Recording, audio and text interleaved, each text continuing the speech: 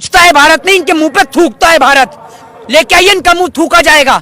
पूछता है भारत, बहुत दिन सुन लिया। क्या पूछता है भारत? क्या पूछता है भारत? ये पूछता है कि देश के अंदर बहन बेटियों के साथ अत्याचार क्यों हो रहा है। भारत ये पूछता है देश का किसान सड़क पे क्यों बैठा है। भारत ये पूछता है कि आज देश के अंदर युवाओं को रोजगार क्यों नहीं मिल रहा। भारत ये पूछता है देश की संपत्तियों को क्यों नीलाम किया जा रहा है। पूछता है भारत, पूछता है भारत। ये नहीं पूछता भारत कि आप टीआरपी स्कैम घोटाला कैसे करते हैं। ये नहीं पूछता भारत कि मोदी जी क्या खाते हैं। ये नहीं पूछता भारत कि मोदी जी की मां ने कितने पैसे निकाले। ये नहीं पूछता भारत कि मोदी जी ने कौन से शौचालय में जाके टॉयलेट करी। ये नहीं पूछता भारत। आपने दलाली की सारी सरहद और सीमाओं को क्रॉस कर दिया है यार। आप लोगों ने इतना स्तर गिरा दिया, कम से कम सोच के देखिए कुछ गरिमा मान मर्यादा को। देश के अंदर कैसे विश्वास होगा लोगों को। वो कश्मीर से कन्याकुमारी तक बैठे लोग आपको देखते हैं, सुनते हैं, लेकिन आप तो दलाली में ऐसे मशहूर हो गए हैं कि कुत्ते भी एक बार को प्लेट चाट के चले जाते हैं, लेकिन आप तो वापस वहीं पे बैठे हुए हैं। कुत्ता भी जिसकी रोटी खाता है वो भी वफादारी करता है यार। आप लोग देश के साथ गद्दारी कर रहे हैं। सबसे पहले पुलवामा को लेकर 4 पंक्ति पढ़ूंगा कि पुलवामा में देश के वीरों ने जो जान देश पर वारी है। पुलवामा में देश के वीरों ने जो जान देश पे वारी है। ये दुश्मन की औकात नहीं, ये अपनों की गद्दारी है, ये अपनों की गद्दारी है। हमारे देश के वो तमाम नेता जो रहते इस देश में हैं, गाते इस देश में हैं, लेकिन पसंद उन्हें पाकिस्तान की बिरयानी आती है। उन चंद नेताओं के खातिर आज हमारे भारत माँ के जो वीर सपूत हैं वो शहीद हुए सरहद पर। एक बात मैं आपको बता दूं कि इस देश के अंदर सरहदों पर इस देश के किसान हैं, उनके बच्चे तैनात हैं वहां पर सरहदों पर। इस देश के मजदूर हैं, उनके बच्चे सरहदों पर तैनात हैं। जिस दिन सरहदों की रक्षा करने के लिए इस दिन नेताओं के बच्चे तैनात होने लग गए ना, उस दिन सरहदों पर कोई शहीद ही नहीं होगा। नेताओं के बच्चे नहीं है सरहद पर, इसीलिए वहां पर शहीद हो रहे हैं। और दूसरी ओर आपने बात करी अर्नब गोस्वामी जैसे दलाल पत्तल चाट पत्रकारों की। ये ऐसे पत्रकार हैं जिन्हों को जितना बोला जाए उनके लिए उतना ही कम है। एक बात मुझे आप बताइए, जिस तरीके से अभी आपने देखा कि किसानों को लेकर जांच एजेंसी उनके घर पे पहुंचती है, पता करती है कि आखिर फंडिंग आ कहां से रही है। क्या एक बात मुझे बताइए, क्या वो संस्थाएं वहां जाकर जांच नहीं कर सकती? अर्नब गोस्वामी जो एकमात्र एंकरिंग किया करता था, आज वो कैसे ऑडी मर्सिडीज एक छोटा सा एंकर, एक पत्रकार 20 से 30 हजार 50 हजार 1 लाख रुपए महीना कमाने वाला पत्रकार कैसे ऑडी मर्सिडीज लैम्बोर्गिनी फरारी और जगुआर खरीद लेता है? क्या ये प्रश्न खड़ा नहीं होता? और कैसे एक एंकरिंग करने वाला पत्रकार अपना खुद का चैनल खोल लेता है? क्या इसकी जांच नहीं होनी चाहिए? कैसे एक पत्रकार करोड़ों रुपए की संपत्ति उसके पास आ जाती है? क्या इसकी जांच नहीं होनी चाहिए? एक बात आप मुझे बताइए, आप लोग कहते हैं सूत्रों के हवाले से पता चला। आज आप मुझे बताइए वो सूत्र आते कहां से हैं? कहां है वो सूत्र? मुझे बताइए उन सूत्रों का नाम। उन सूत्र के अंदर आपकी सरकार बताती है या आपकी कोई जांच एजेंसी है वो बताती है? आपको ये नहीं पता कि आपके एक सूत्र के कारण कश्मीर से कन्याकुमारी तक देश के अंदर दंगे हो जाते हैं। देश के अंदर एक भाई दूसरे भाई का सर कलम कर देता है और आप लोग इतना कहकर सिर्फ हाथ झाड़ लेते हैं कि सूत्रों के हवाले से पता चला है। आप लोग पत्रकारिता करते हैं, पत्रकारिता का स्तर इतना नीचे मत गिराइए कि आप लोगों को अब कहना पड़े कि मां की कसम खा रहा हूं, इस बार सच्ची खबर दिखा रहा हूं, लेकिन कोई भी आपकी बात पर यकीन ना करे। तो ऐसा स्तर मत लाइए, इतना आपसे निवेदन है। की चैट में एक और बात लीक हो रही है, उसमें हो रहा है कि जज को खरीदने तक की बात की जा रही है। क्या कहेंगे ऐसे पत्रकार? कहना क्या है इसमें? आप तो खरीदने की बातें पढ़ रहे हैं। इस देश के अंदर हर चीज खरीदी जा रही है भैया, समझ रहे हैं आप? जितनी पाकिस्तान में संस्थाएं हैं नहीं ना, जितनी कंपनियां नहीं है, उससे ज्यादा हमारे साहब बेच चुके हैं। आप इस बात को समझिए। और आप बात कर रहे हैं जज खरीदने की। चलिए शुक्र है आपने पहली बार मैंने भी सुना कि कुछ खरीदा तो जा रहा है, वरना तो देश में सब कुछ बिकने की बात चल रही थी। एयर इंडिया हो, BSNL हो, MTNL हो, तमाम तरीके की संस्थाएं हो, बिकी रही थी। चलो आपने बताया कि ये भी खरीदा भी जा रहा है। खरीद रहे हैं। अरे भैया, अर्नब गोस्वामी जैसे दलाल पत्रकार आज आप समझ रहे हैं ना कि जेल में अगर गया था तो क्यों गया था? बिल्कुल सही गया था। और हम लोग पूर्ण रूप से, मैं महाराष्ट्र पुलिस को सैल्यूट करता हूं, दिल से सैल्यूट करता हूं कि अर्नब गोस्वामी जैसे दलाल पत्तल चाट पत्रकारों की असली जगह है तो वो जेल के अंदर ही है। और इसके ऊपर CBI जांच को गठित किया जाना चाहिए और देश के प्रधानमंत्री जी से इस बात का स्टेटमेंट लिया जाना चाहिए कि आखिर आप इसको लेकर अपनी क्या राय रखते हैं। और देश के तमाम नेता और देश के वो तमाम मंत्री जो अर्नब गोस्वामी की गिरफ्तारी को लेकर अपने बयान और अपनी टिप्पणी को लेकर कह रहे थे कि आज देश का चौथा स्तंभ खतरे में है। अरे क्या उस दिन इस देश का चौथा स्तंभ खतरे में नहीं होता जब गौरी लंकेश की हत्या की जाती है? क्या उस दिन इस देश का लोकतंत्र खतरे में नहीं होता जब सरेआम एक पत्रकार का गला रेंत दिया जाता है? क्या उस दिन इस देश का लोकतंत्र खतरे में नहीं होता जब सरेआम एक पत्रकार के पूरे परिवार को जान से मार दिया जाता है? या फिर लोकतंत्र जब ही खतरे में नजर आता है जब सरकार की दलाली करने वाले अर्नब गोस्वामी जैसे पत्तल चाट पत्रकार गिरफ्तारी की जाती है, तब लोकतंत्र आपको खतरे में नजर आ जाता है। आज एक बात मुझे बताइए, इस देश के लोगों ने नेशनल चैनल्स को देखना बंद कर दिया है।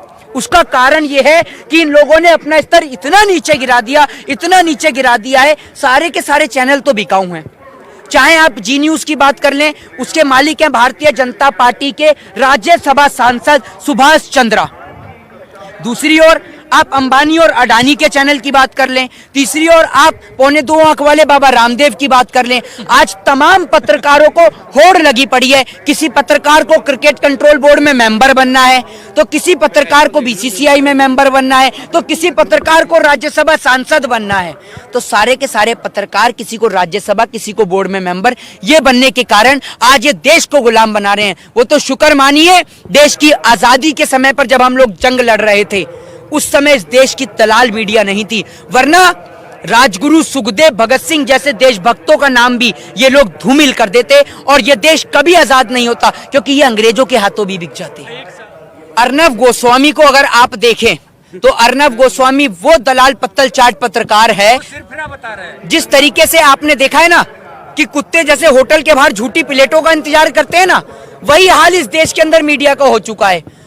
आप ये देखिए, देश के प्रधानमंत्री जी लाखों करोड़ों रुपया, खरबों रुपया एडवर्टाइजमेंट पे खर्च कर रहे हैं। सुबह उठो तो फोन में वॉलपेपर इनका दिखाई देता है, दोपहर को रेल में पहुंचो तो वॉलपेपर इनका नजर आता है, फ्लाइट में पहुंचो तो वॉलपेपर इनका नजर आता है, मेट्रो में जाओ तो वॉलपेपर इनका नजर आता है। लाखों करोड़ों रुपया, खरबों रुपया ये खत्म करे जा रहे हैं। ये दहेज में लेके आए थे क्या हिंदुस्तान? इनके पिताजी को किसी ने दहेज में दिया है क्या हिंदुस्तान? जो हिंदुस्तान का पैसा उड़ाए जा रहे हैं। और देश के दलाल पत्रकार, आपने देखा है ना कौन कौन के, सभी को पता है, पूरे देश को पता है कि कौन कौन है ईमानदार। ईमानदार हैं, क्यों नहीं है ईमानदार? इस देश के अंदर बहुत से पत्रकार हैं जिनके कारण इस देश का चौथा स्तंभ अभी भी जीवित है, वरना जिस चौथे स्तंभ में कब की जंग लग चुकी है और कभी भी गिर सकता है यह देश का चौथा स्तंभ। अर्नब गोस्वामी के ऊपर अगर कार्रवाई नहीं हुई तो निश्चित तौर पर लोगों का विश्वास इस देश की न्यायपालिका से, इस देश की लोकतंत्र प्रणाली से पूर्ण रूप से हट जाएगा।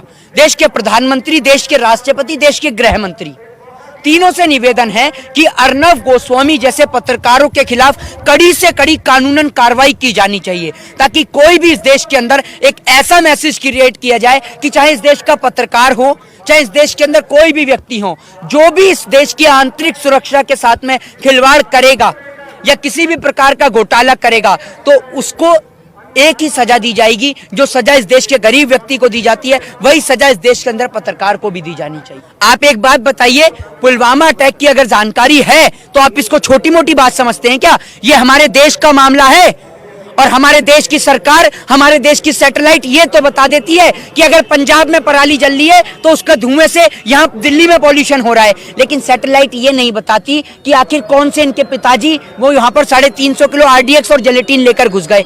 आप एक रिवॉल्वर लगाकर दिल्ली का बैरिकेड क्रॉस नहीं कर सकते और वो 350 किलो आरडीएक्स और जेलेटिन लेकर देश की सरहद के अंदर घुस जाता है। आखिर इसका जिम्मेदार है तो है कौन, ये बताइए आप मुझे।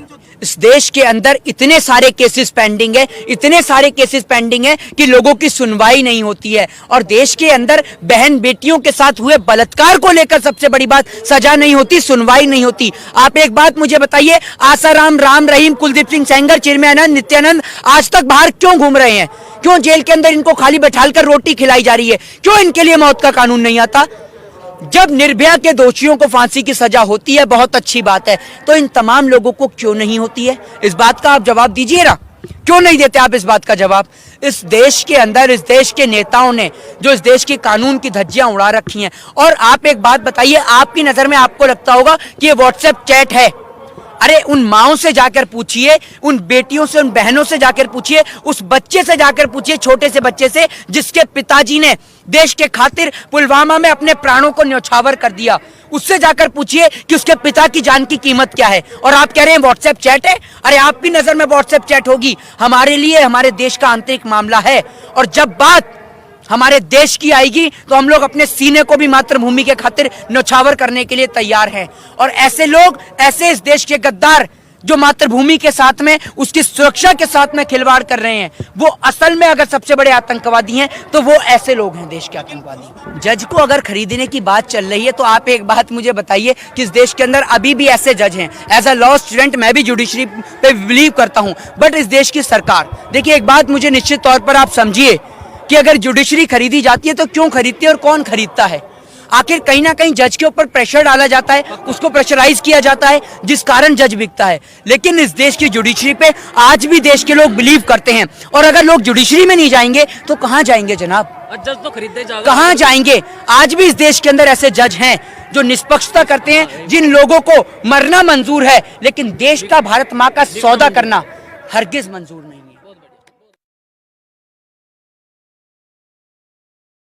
पूछता है भारत नहीं, इनके मुंह पे थूकता है भारत। लेके आइए, इनका मुंह थूका जाएगा। पूछता है भारत, बहुत दिन सुन लिया। क्या पूछता है भारत? क्या पूछता है भारत? ये पूछता है कि देश के अंदर बहन बेटियों के साथ अत्याचार क्यों हो रहा है। भारत ये पूछता है देश का किसान सड़क पे क्यों बैठा है। भारत ये पूछता है कि आज देश के अंदर युवाओं को रोजगार क्यों नहीं मिल रहा। भारत ये पूछता है देश की संपत्तियों को क्यों नीलाम किया जा रहा है। पूछता है भारत, पूछता है भारत। ये नहीं पूछता भारत कि आप टीआरपी स्कैम घोटाला कैसे करते हैं।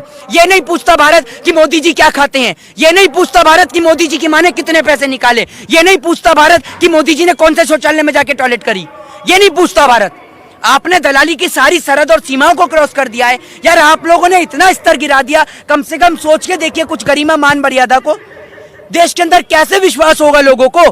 वो कश्मीर से कन्याकुमारी तक बैठे लोग आपको देखते हैं, सुनते हैं, लेकिन आप तो दलाली में ऐसे मशहूर हो गए हैं कि कुत्ते भी एक बार को प्लेट चाट के चले जाते हैं, लेकिन आप तो वापस वहीं पे बैठे हुए हैं। कुत्ता भी जिसकी रोटी खाता है वो भी वफादारी करता है यार। आप लोग देश के साथ गद्दारी कर रहे हैं।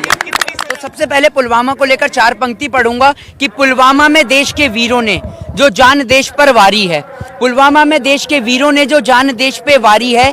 ये दुश्मन की औकात नहीं, ये अपनों की गद्दारी है, ये अपनों की गद्दारी है। हमारे देश के वो तमाम नेता जो रहते इस देश में हैं, गाते इस देश में हैं, लेकिन पसंद उन्हें पाकिस्तान की बिरयानी आती है। उन चंद नेताओं के खातिर आज हमारे भारत माँ के जो वीर सपूत हैं वो शहीद हुए सरहद पर। एक बात मैं आपको बता दूं कि इस देश के अंदर सरहदों पर इस देश के किसान हैं, उनके बच्चे तैनात हैं वहां पर सरहदों पर। इस देश के मजदूर हैं, उनके बच्चे सरहदों पर तैनात हैं। जिस दिन सरहदों की रक्षा करने के लिए इस दिन नेताओं के बच्चे तैनात होने लग गए ना, उस दिन सरहदों पर कोई शहीद ही नहीं होगा। नेताओं के बच्चे नहीं है सरहद पर, इसीलिए वहां पर शहीद हो रहे हैं। और दूसरी ओर आपने बात करी अर्नब गोस्वामी जैसे दलाल पत्तल चाट पत्रकारों की। ये ऐसे पत्रकार हैं जिन्हों को जितना बोला जाए उनके लिए उतना ही कम है। एक बात मुझे आप बताइए, जिस तरीके से अभी आपने देखा कि किसानों को लेकर जांच एजेंसी उनके घर पे पहुंचती है, पता करती है कि आखिर फंडिंग आ कहां से रही है। क्या एक बात मुझे बताइए, क्या वो संस्थाएं वहां जाकर जांच नहीं कर सकती? अर्नब गोस्वामी जो एकमात्र एंकरिंग किया करता था, आज वो कैसे ऑडी मर्सिडीज, एक छोटा सा एंकर, एक पत्रकार 20 से 30 हजार, 50 हजार, 1 लाख रुपए महीना कमाने वाला पत्रकार कैसे ऑडी मर्सिडीज, लैम्बोर्गिनी, फरारी और जगुआर खरीद लेता है? क्या ये प्रश्न खड़ा नहीं होता? और कैसे एक एंकरिंग करने वाला पत्रकार अपना खुद का चैनल खोल लेता है? क्या इसकी जांच नहीं होनी चाहिए? कैसे एक पत्रकार करोड़ों रुपए की संपत्ति उसके पास आ जाती है? क्या इसकी जांच नहीं होनी चाहिए?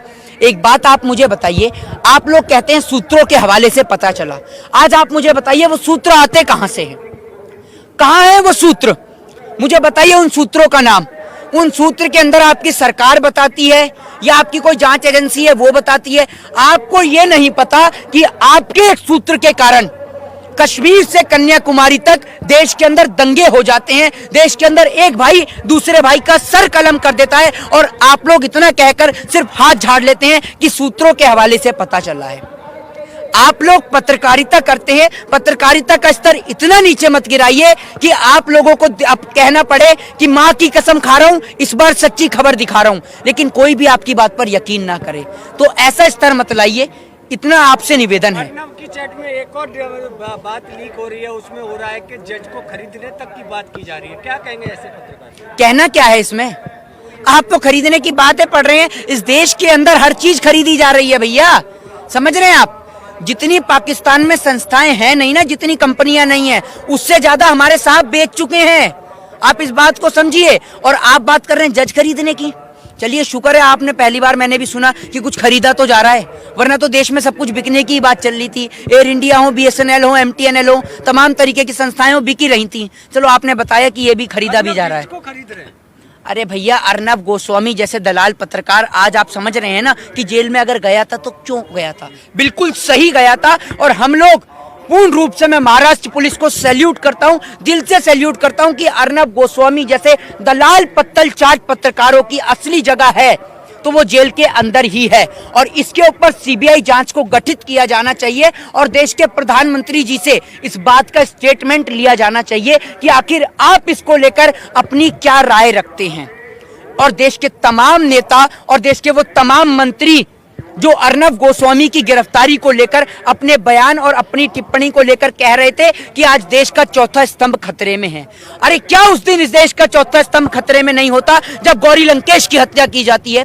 क्या उस दिन इस देश का लोकतंत्र खतरे में नहीं होता जब सरेआम एक पत्रकार का गला रेंत दिया जाता है? क्या उस दिन इस देश का लोकतंत्र खतरे में नहीं होता जब सरेआम एक पत्रकार के पूरे परिवार को जान से मार दिया जाता है? या फिर लोकतंत्र जब ही खतरे में नजर आता है जब सरकार की दलाली करने वाले अर्नब गोस्वामी जैसे पत्तल चाट पत्रकार गिरफ्तारी की जाती है, तब लोकतंत्र आपको खतरे में नजर आ जाता है। आज एक बात मुझे बताइए, इस देश के लोगों ने नेशनल चैनल्स को देखना बंद कर दिया है। उसका कारण यह है कि इन लोगों ने अपना स्तर इतना नीचे गिरा दिया, इतना नीचे गिरा दिया है, सारे के सारे चैनल तो बिकाऊ हैं। चाहे आप जी न्यूज की बात कर लें, उसके मालिक हैं भारतीय जनता पार्टी के राज्यसभा सांसद सुभाष चंद्रा। दूसरी ओर आप अंबानी और अडानी के चैनल की बात कर लें, तीसरी ओर आप 2.25 आंख वाले बाबा रामदेव की बात कर लें। आज तमाम पत्रकारों को होड़ लगी पड़ी है, किसी पत्रकार को क्रिकेट कंट्रोल बोर्ड में मेंबर बनना है, तो किसी पत्रकार को BCCI में मेंबर बनना है, तो किसी पत्रकार को राज्यसभा सांसद बनना है। तो सारे के सारे पत्रकार किसी को राज्यसभा, किसी को बोर्ड में मेंबर, ये बनने के कारण आज ये देश को गुलाम बना रहे हैं। वो तो शुक्र मानिए, देश की आजादी के समय पर जब हम लोग जंग लड़ रहे थे उस समय इस देश की दलाल मीडिया नहीं थी, वरना राजगुरु सुखदेव, भगत सिंह जैसे देशभक्तों का नाम भी ये लोग धूमिल कर देते और ये देश कभी आजाद नहीं होता, क्योंकि ये अंग्रेजों के हाथों भी बिक जाते।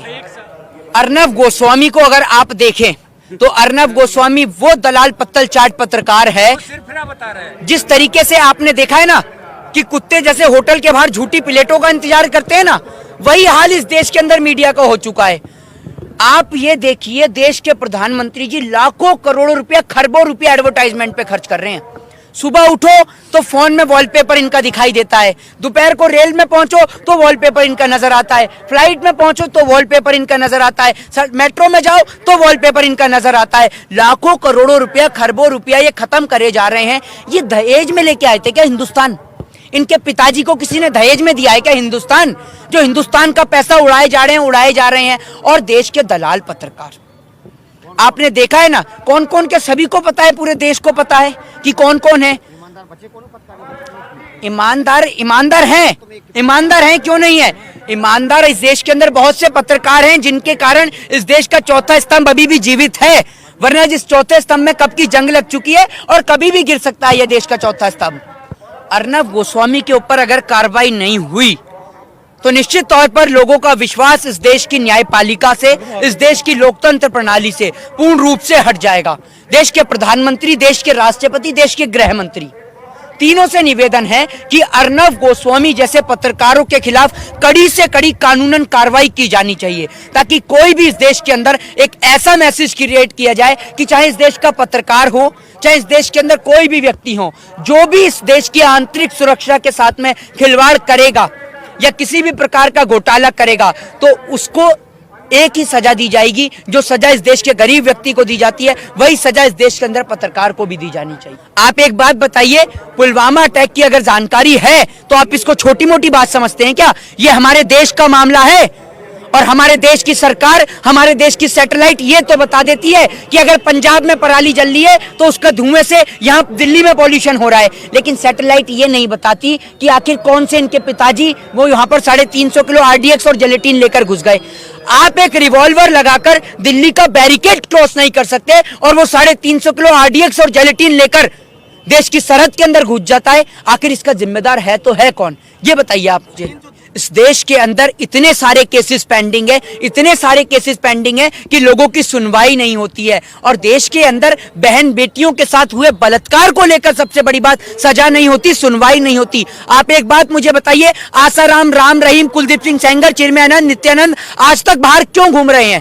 क्यों जेल के अंदर इनको खाली बैठालकर रोटी खिलाई जा रही है? क्यों इनके लिए मौत का कानून नहीं आता? जब निर्भया के दोषियों को फांसी की सजा होती है, बहुत अच्छी बात है, तो इन तमाम लोगों को क्यों नहीं होती है? इस बात का आप जवाब दीजिए ना, क्यों नहीं देते आप इस बात का जवाब? इस देश के अंदर इस देश के नेताओं ने जो इस देश की कानून की धज्जियां उड़ा रखी हैं। और आप एक बात बताइए, आपकी नजर में आपको लगता होगा कि ये व्हाट्सएप चैट है? अरे उन माओं से जाकर पूछिए, उन बेटियों से, उन बहनों से जाकर पूछिए, उस बच्चे से जाकर पूछिए, छोटे से बच्चे से जिसके पिताजी ने देश के खातिर पुलवामा में अपने प्राणों को न्यौछावर कर दिया, उससे जाकर पूछिए कि उसके पिता की जान की कीमत क्या है। और आप कह रहे हैं व्हाट्सएप चैट है?